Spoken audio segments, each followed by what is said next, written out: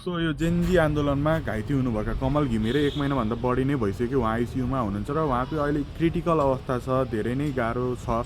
अनि यो गोली लागेर पछाडिबाट प्वालै परेको छ, यत्रो दुलो परेको छ त्यो गोलीले।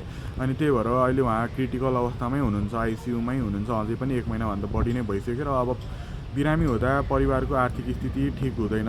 अब कहाँबाट पैसा खोज्नुपर्छ, सबैलाई गाह्रै हुन्छ। र अस्ति गएर आशिका दिदीले नि सहयोग गर्नुभएकै थियो र त्यही भएर हामी सबै मिलेर उहाँलाई पनि सहयोग गरौँ, अरूलाई नि गरेका छौँ। अब अहिले थाहा भयो उहाँको केस पनि, त्यही भएर सबै मिलेर उहाँलाई सहयोग गरौँ। म एउटा क्युआर राखिदिन्छु, उहाँको अकाउन्टहरू नम्बरहरू सबै राखिदिन्छु। उहाँलाई चाहिँ सहयोग गरौँ सबै, तपाईँ हामी सबै मिलेर। यही सोसियल मिडिया मार्फत नै हामीहरूले धेरै सहयोग गरेका छौँ र गर्न पनि अझै सक्छौँ। त्यही भएर सबै तपाईँबाट धेरै आशा छ, तपाईँहरूबाट सहयोग गरिदिनुहुन्छ भन्ने। र अर्को कुरा यो केएमसी हस्पिटलमा चाहिँ फलोअपमा आउँदा चाहिँ फेरि अब चार्ज लाग्ने भएको छ र 2-4वटा हस्पिटलहरूमा चाहिँ अब सरकारले दिएको छ।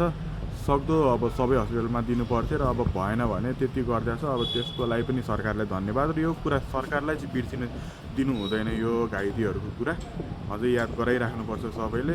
अनि अब धेरै जसो बिरामीहरू चाहिँ अब